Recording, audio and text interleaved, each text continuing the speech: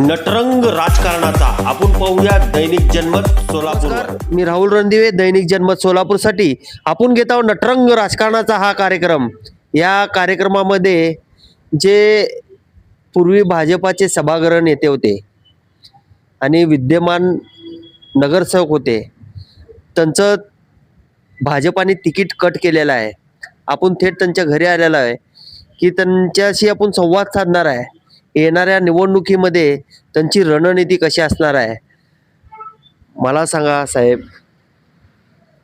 तुम्हाला भाजपामधनं तिकीट मिळालं नाही आणि तुम्ही सैनिकांना उमेदवारी मिळवली, बरोबर?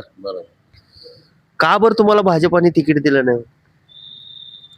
मी श्रीनिवास आशप्पा कर्ली, प्रभाग क्रमांक 19, धनुष्यबाण चिन्हावर या ठिकाणी उभा आहे आणि माननीय नामदार सुभाष बापू देशमुख व मनीष देशमुख यांनी अनेक वेळा लोकसभेच्या इलेक्शनच्या वेळेस आम्हाला अनेक ठिकाणी, ज्यावेळेस आम्ही महिला आणि कार्यकर्त्यांना घेऊन घरोघरी होम टू होम प्रचार करत होतो आणि अनेक बैठका घेत होतो गल्ली गल्लीत, त्यावेळेस वरून आम्हाला असा आदेश आला बापूंकडनं की तुम्ही आम्हाला न सांगता तुम्ही प्रचार सुरुवात कशाला केलात, तुम्ही प्रचार करू नका, तुम्ही थांबा। वेळोवेळी आम्हाला थांबवण्यात आलं, पण आम्ही त्यांना जुगारून आम्ही त्याच पद्धतीनं आमच्या कार्यकर्त्यांना घेऊन आम्ही प्रचाराला लागलो होतो आणि प्रचार करत होतो। त्यावेळेस वरून असा आदेश आला की मनीष देशमुखांचा की आम्ही जोपर्यंत सांगत नाही तोपर्यंत तुम्ही घरातनं बाहेर जायचं नाही, कारण तुम्ही आमच्या मतदारसंघात आहात। आम्ही ज्यावेळेस जेवढं काम सांगू तेवढंच तुम्ही काम करायचं, त्याच्यापेक्षा तुम्हाला जास्त काम करायचा विषय नाही। मग आम्ही म्हणलं नाही, लोकसभेचं इलेक्शन आहे हे, आमच्या पद्धतीनं आम्ही स्वखर्चाने स्वपदर मोडणी आम्ही प्रचार करायला लागलो। साहेब, आम्ही ज्यावेळेस तुमचं यंत्रणा येईल त्यावेळेस यंत्रणा द्या, पण सध्याला आम्हाला काम करू द्या, असं आम्ही कामाला लागलो होतो। पण त्यावेळेस आम्हाला मनीष देशमुखांनी काम थांबवायला सांगितलं। आम्ही जोपर्यंत तुम्हाला सांगत नाही घरातनं बाहेर निघायचं नाही तोपर्यंत तुम्ही घरातनं बाहेर निघायचं नाही आणि पक्षाचं काम करायचं नाही। ज्यावेळेस लोकसभेला आम्हाला जाणवलं की त्यांची हुकुमशाही आहे आणि आत्ताही सुद्धा त्यांची आज तागायत सुद्धा त्यांची हुकुमशाही आहे, कारण दक्षिण मतदारसंघात 11 नगरसेवक निवडून आले होते। 11 नगरसेवक मधून त्या ठिकाणी 10 नगरसेवक, ज्यावेळेस आमदारकीची इलेक्शन लागली होती, 10 नगरसेवकांनी त्यांना विरोध केला होता। म्हणजे त्यांची काहीतरी त्या त्रासाला कंटाळूनच हा आमदार नको, हा कॅन्डिडेट आम्हाला देऊ नका, नवीन कॅन्डिडेट दुसरा द्या, चॉईस का प्रसंग आला तो। म्हणजे त्यांची हुकुमशाहीला जुगारण्याचं म्हणजे उमेदवार म्हणजे विधानसभेचा उमेदवार बदलण्याचा त्या ठिकाणी सगळ्या नगरसेवकांनी प्रयत्न केला, म्हणजे हुकुमशाही आहे हा सिद्ध होतोय। मला सांगा, तुमच्या प्रभागामध्ये कर्ली साहेब, मला सांगा तुमच्या प्रभागामध्ये आता एवढा मोठा प्रभाग आहे, क्रूड आणि तुम्ही क्रूडच नगरसेविका ते निवडून आले होते, तुमच्या प्रभागामध्ये कुठला विकास झालाय हो असं वाटतंय तुम्हाला?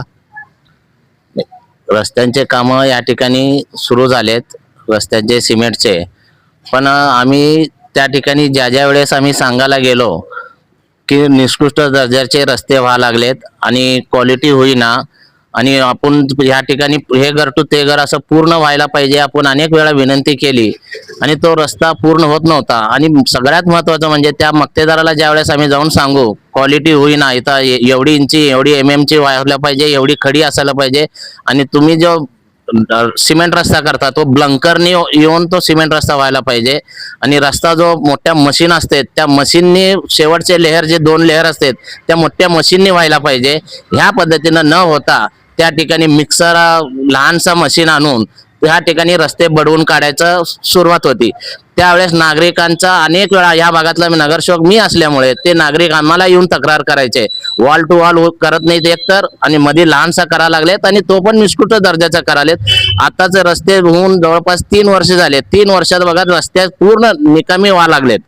त्यामुळे आम्ही ज्या वेळेस त्या ठिकाणी जाऊन अनेक वेळा भांडल्यामुळं त्यावेळेस त्यांचा रोष आमच्यावर निर्माण झाला आणि आम्ही ज्या वेळेस म्हणलं त्या मक्तेदाराच्या काही कमिशनमुळं त्या ठिकाणी किंवा त्या मक्तेदाराकडनं काहीतरी मोबदला घेतल्यामुळं हा क्वालिटी होईना, ह्या इथपर्यंत ज्यावेळेस ते वाद विकोपाला गेले आज जो माझा नगरसेवक उमेदवारचा जो नाही, आता मी भारतीय जनता पार्टीचा आणि शिवसेनेचा उमेदवार आहे, त्या रोषाला त्यांचे धागेदोरे मला माहित व्हायला लागले, म्हणून त्या ठिकाणी ते मला बाजूला काढण्याचा प्रयत्न केला आणि माझी उमेदवारीची बळी घेतली गेलेली आहे. मला सांगा साहेब, धागेदुरे काय? संपूर्ण मक्तेदारांना माहित असतंय की धागेदोरे म्हणजे अर्थव्यवस्था जो आहे, त्या अर्थव्यवस्थेच्या माध्यमातून ह्या ठिकाणी आता तोच अर्थव्यवस्था जो गोळा करून साठवून ठेवलेला आहे, तो आता ह्या ठिकाणी मला पाडण्यासाठी किंवा भारतीय जनता पार्टीच्या लोकांनी धनुष्यबाण जे घेऊन उभारलेत त्या लोकांना पाडण्यासाठी त्याचा मला सांगा साहेब, टक्केवारी कोण खात आहे? बापूंचं ऑफिस खाली आहे, हा. मनीष भैयांचं ऑफिस वर आहे. त्या ऑफिस मध्ये काय चालतोय? मक्तेदारांशीच गाठाभेटी होत आहे, त्या ठिकाणी मक्तेदारांशीच सल्ला मशवरा होत असते. तिथंच कामांच्या याद्या त्यांच्या विश्वासातल्या लोकांना देतात आणि ह्यांच्या अर्थव्यवस्था प्रत्येक फक्त दुसऱ्याचा नाव असतंय त्या ठिकाणी मक्तेदारांचा. रस्ते सगळे हे स्वतःच करतात, कारण पूर्वीपासून हे कॉन्ट्रॅक्टर आहेत. ते धर्म अजूनही सोडलेले नाहीत. फक्त आपल्या नावाने करू नये, इतरांच्या नावाने करावा, आणि तो त्या ठिकाणी साठालोटा असल्यामुळे आता नीलमनगरचे रस्ते निकृष्ट दर्जाचे दिसायला लागले. म्हणजे सुभाष देशमुख, मनीष देशमुख हे कॉन्ट्रॅक्टर आहेत. मनीष देशमुख आता त्या ठिकाणी सिद्ध करू शकत नाही, पण इतरांच्या नावावर पार्टनरशिपनी त्या ठिकाणी कामं होत असतात. हा सगळा माहिती आम्हाला गोळा होत असल्यामुळे, मला माहित होत असल्यामुळे आज ते मला बाजूला सारलेले आहेत.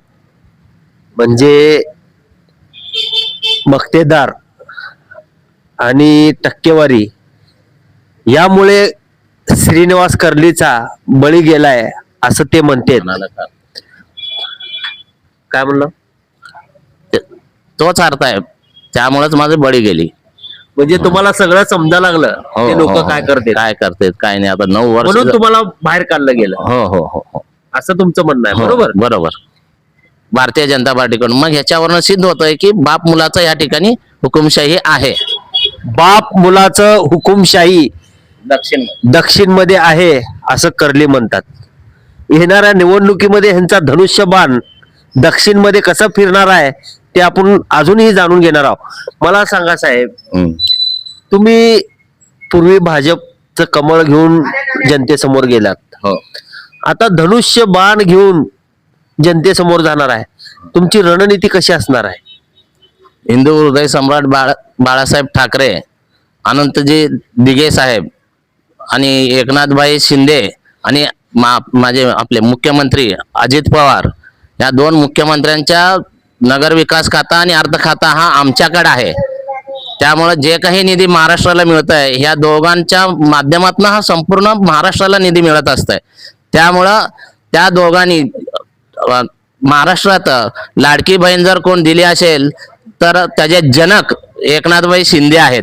त्यांच्या काळात हा महाराष्ट्राला तेव्हापासून आपल्या लाडक्या बहिणींना 1500 रुपये मिळत आहेत. आणि मला आवर्जून आपल्या माध्यमातून मला माझ्या मतदारांना प्रभागातल्या सांगू इच्छितो व सोलापूर शहरातल्या लाडक्या बहिणींना मी सांगू इच्छितो की या ठिकाणी जर महापौर महाराष्ट्रात अनेक ठिकाणी जर अशाच पद्धतीनं शिंदे सेनेचे आणि अजित पवार गटाचा जर या ठिकाणी महापौर बसला तर आपल्या बहिणींना मी आवर्जून सांगू इच्छितो, किमान 2100 रुपये जो एकनाथ शिंदेबाईंचा विचार होता, तो 2100 रुपये सगळ्या लाडक्या बहिणींना येत्या काळात या ठिकाणी मिळण्यासाठी सगळे मंत्रिमंडळ आम्ही सगळे महापौर पदाधिकारी नगरसेवक त्या ठिकाणी आम्ही जाऊन सांगू त्यांना. कारण आम्ही आमच्या इलेक्शनला, तुमच्या इलेक्शनला ज्यावेळेस विधानसभा इलेक्शन होती 2100 रुपये दिलात, पण एकनाथभाई शिंदे मुख्यमंत्री असताना सगळ्या सरसकट महिलांसाठी 1500 रुपये होते. पण आज काय झाला, देवेंद्र फडणवीस मुख्यमंत्री झाल्यावर या ठिकाणी त्या ठिकाणी अनेक क्युऱ्या काढून या महिलांना नको, त्या महिलांना नको, किंवा केवायसी किंवा त्यांच्याकडे कार आहे, बंगला आहे, त्यांच्याकडं स्वतःची प्रॉपर्टी आहे, असे अनेक महिलांना कपात करून या आता तो संख्या 50% येऊन थेंबलाय. पुन्हा एकदा तुम्हाला जर एकनाथभाई शिंदेना मुख्यमंत्री बघायचं असेल आणि या ठिकाणी महापौर धनुष्यबाणचं बघायचं असेल तर एकनाथबाई शिंदेचा धनुष्यबाणाच्या पाठीशी सगळ्यांनी उभा राहायला पाहिजे, असे आपल्या माध्यमातून मी माझ्या लाडक्या बहिणींना व सगळ्या मतदारांना या ठिकाणी सांगू इच्छितो. मला सांगा ताई, भाजपाने तिकीट नाही दिलं, प्रामाणिकपणे काम तुम्ही केला का नाही केला? आम्ही प्रामाणिकपणे काम केलं का नाही हे लोकसभेचं आणि विधानसभेचं मतदानाच्या हे तुम्ही स्पष्टीकरण बघू शकता. कारण लोकसभेला किती दक्षिण प्रभाग नुसते 19 मध्ये 14,000 लीड दिले होते. आणि विधानसभेला ज्या टायमाला बापू उभारले होते तेव्हा 15,000 लीड भेटलं. दक्षिण मध्ये कुठंही नाही, नुसतं प्रभाग 19 मध्ये लीड आहे. याच्यातच तुम्हाला फरक दिसेल की प्रामाणिकपणे काम केलं का नाही. तुम्हाला का बरं डावललं गेलं? का बरं डावललं गेलं तुम्ही विचार करा ना, का बरं डावललं म्हणून. पक्षाचं जो प्रामाणिकपणे काम करू शकतं, ज्या कार्यकर्त्याला तुम्ही प्रामाणिकपणे न्याय देऊ शकता, असा कार्यकर्त्याला तुम्ही झुंगारून दुसऱ्याला तुम्ही जे कोणी काम करत नाही त्यांना आयता ह्याला तुम्ही तिकीट देऊन उभारू शकता. मग कार्यकर्ता काय करावं, त्यांनी काय करावं सांगा तुम्ही? असंच नुसतं बसाव का? त्यांचं काय मग भविष्य? मग आता एवढं वर्षानुवर्ष काम केलेले कार्यकर्ते नुसतं तुम्हाला तिकीट नको म्हणून असं तुम्ही इगोनं तुम्ही तिकीट कट करता, हे मान्य आहे का पक्षाला? हे म्हणजे तुम्ही सुभाष देशमुख यांना विरोधात बोललात, विरोधात थांबलात. पक्षाच्या विरुद्ध गेला नाही, पक्षाचं प्रामाणिकपणे काम केलं. प्रभाग 19 मध्ये पक्षासाठी त्यांनी झटत लोकसभेला प्रामाणिकपणे काम केलेत, हे बक्षीस भेटलं आम्हाला. म्हणजे प्रामाणिकपणे काम केलं त्यामुळं आम्हाला भाजपाचं बक्षीस मिळालं. आता हे बक्षीस त्यांना दुसऱ्या पक्षातून म्हणजे धनुष्यबाणातून तुम्ही परत देताल? बघू आता, कळतंय आता पुढं. मतदार आम्ही किती प्रामाणिकपणाने काम केलं ना हे मतदारच देऊ शकतात. मला सांगा ताई, तुम्ही एक महिला आहेत, बरोबर? महिलेला तुम्ही जाऊन मतदान मागणार आहेत, आता कुठल्या मुद्द्यावर मतदान मागणार आहेत? एकनाथबाई शिंदेच्या ह्याच्यावरून आम्ही मतदान मागणार आहे. आणि काय असेल रणनीती तुमची? असेल श्रीनिवास कर्लेजी त्यांनी रणनीती हाकतील, पुढं आहे त्यांचं सगळं. पॅनल कसं असणार आहे तुमचं? आमचा पॅनल साळी, माळी, कोळी, वडार, जय बजरंग, मनमंता वकटा हा वडार समाजाचा जो घोषवाक्य आहे, सर्व धर्म समभावांना घेऊन निघालेला आमचा पॅनल आहे. सगळ्या या ठिकाणचे चारी बाजूनी 4 कॅन्डिडेट दिलेले आहेत. चारी बाजूनी सगळ्यांनी आम्ही ज्या ठिकाणी बैठका केल्या, ज्या ठिकाणी आम्ही जाऊन विनंती केली, प्रत्येकाने आम्हाला रिस्पॉन्स आहे. त्यामुळं या ठिकाणी जोमाने आम्ही कामाला लागलेला आहे. पण आम्हाला आत्ताच एका कार्यकर्त्यांच्या मार्फत, पूर्वीचा आमचा भारतीय जनता पार्टीचा कार्यकर्ता, तो निरोप आणला की काहीही करून या ठिकाणी श्रीनिवास कर्ले आणि त्यांचा पॅनल जो येऊ इच्छितोय या ठिकाणी निवडून, तर तिकडनं जे काही रसद लागेल माननीय नामदार सुभाषबापू देशमुखांच्या माध्यमातून त्या भारतीय जनता पार्टीच्या समोरच्या पॅनलांना जे काही रसद लागेल, किती रसद लागेल, पण ह्या ठिकाणचा पॅनल येऊ नये या पद्धतीनं, म्हणजे मोठा आर्थिक उलाढाल या ठिकाणी भारतीय जनता पार्टीच्या माध्यमातून करण्याचा प्रयत्न करत आहेत. पण मी आपल्या माध्यमातून माझ्या मतदारांना सांगू इच्छितो, आलेला पैसा हा आपल्या रस्ते, पाणी, ड्रेनेज मोठ्या प्रमाणात या ठिकाणी कामं झालेत, पण त्या कामांच्या मोबदल्यातला जो मसाला आहे हा मोठ्या प्रमाणात ह्या ठिकाणी आमच्या आमदारांनी त्या ठिकाणी जो त्यांचा मुलगा गोळा केलेला आहे, तो रसद आता आपला हक्काचा आपला तोंड मारून जो क्वालिटी व्हायला पाहिजे ते क्वालिटी न करता त्याच्यातला जो मलाई खाऊन त्यांनी जो पैसा कमवलेला आहे तो सगळा पैसा वसूल करण्याचा आता योग आलेला आहे. तो लाडक्या बहिणी असो, भाऊ असो, आमच्या वार्डातले मलाई पूर्ण आपण तो वरबडून काढायला पाहिजे आणि एकनाथभाई शिंदेच्या धनुष्यबाणाच्या पाठीशी राहायला पाहिजे, हा माझा या ठिकाणी आरोप आहे आणि विनंती आहे माझ्या मतदारांना. मला सांगा, मनीष देशमुख मलाई खाल्ले असं तुम्ही म्हणाला, होय ना. काय हे मलाई, कसली मलाई आहे ही? जो या ठिकाणच्या नगरोत्थानच्या माध्यमातून आम्ही अनेक निवेदनं दिलंय आमदार साहेबांना. निवेदनं दिल्यावर त्या आम्ही जे स्पॉट टू स्पॉट दिलेला आहे तोच स्पॉट टू स्पॉट या ठिकाणी कामं झालेत.